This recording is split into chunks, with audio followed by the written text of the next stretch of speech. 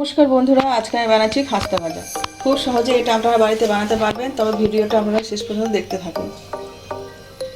দেখুন, আজকে একটা গজা আপনাদের ভেঙে দেখাচ্ছি কি সুন্দর হয়েছে।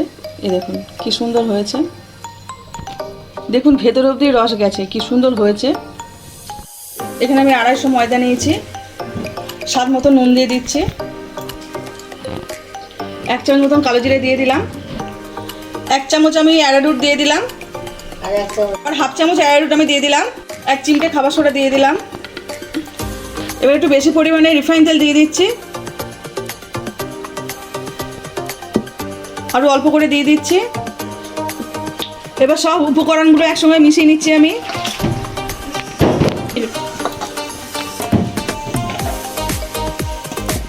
সব একসঙ্গে মেখে নিচ্ছি। আমি এইভাবে মেখে নিয়েছি, দেখুন কি সুন্দর মাখাটা হয়েছে। এবার আমি এর মধ্যে অল্প অল্প জল দিয়ে মাখবো, অল্প অল্প করে জল দিয়ে মাখতে হবে। ডোটা আমি শক্ত করে মাখবো, যতটা শক্ত করে করতে পারেন। আমার আরও জল লাগবে।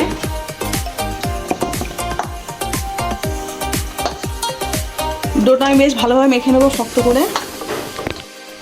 এরকম একটা শক্ত ডো আমি বানিয়ে নিয়েছি, হাত দিয়ে চ্যাপটা করে নেব।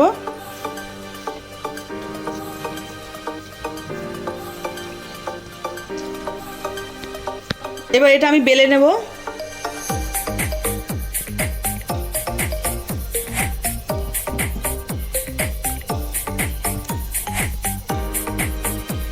আমি আর বেলবো না, আমার এরকম মোটা থাকবে। মোটা দেখুন, এরকমভাবে মোটা রেখে দিচ্ছি, এত মোটা।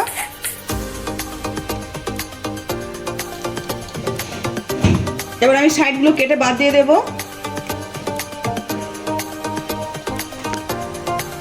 আমি 4 সাইড কেটে নেব।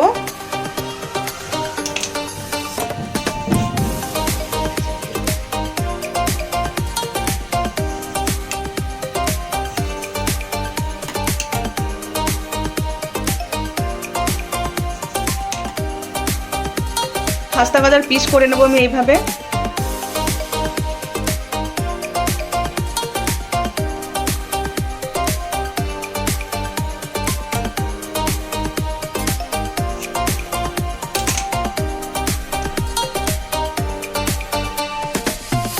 এবার আমি এইভাবে পিস করে নিচ্ছি ছোট ছোট করে।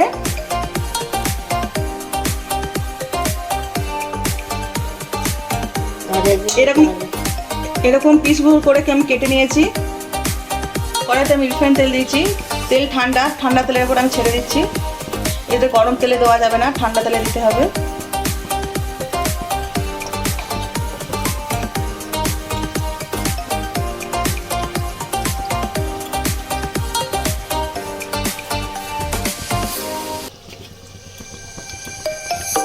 এবার আমি একটু পাল্টে নেব এগুলো।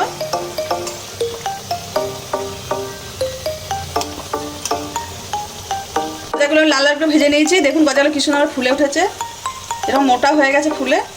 এ দেখুন কি সুন্দর হয়েছে, ভাজা হয়ে গেছে। আমি তুলে নিচ্ছি, আমি একটা তুলে নিচ্ছি। রস আমি আগে থেকে করে রেখেছিলাম, গজাগুলো এবার আমি রসের মধ্যে দিয়ে দিচ্ছি। গজা দেবো আর এই রসগুলো গজার ওপর তুলে দেবো এইভাবে।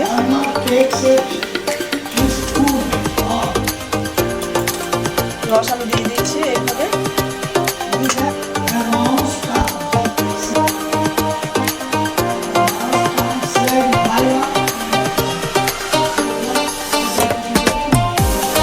বেশি গরম রসে দেওয়া যাবে না, যেমন হাত দেওয়া যায় ওরকম রসে দিতে হবে।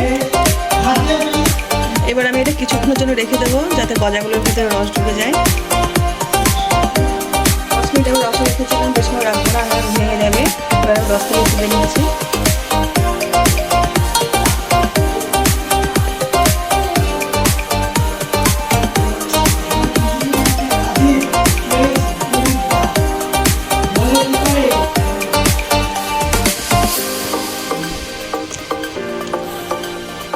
আমাদের খাস্তা ভাজা একদম রেডি। দেখলেন কত সহজে বাড়িতে বানিয়ে নিলাম। আপনারা চাইলে আমার রেসিপিটা ফলো করে বাড়িতে বানাতে পারেন। আজকে আমার রান্নাটা যদি আপনাদের ভালো লেগে থাকে তাহলে লাইক করে দেবেন, শেয়ার করে দেবেন। কেমন হয়েছে কমেন্টে জানাবেন। আবার নতুনত্ব রান্না পেতে গেলে আমার চ্যানেলটা সাবস্ক্রাইব করে দেবেন।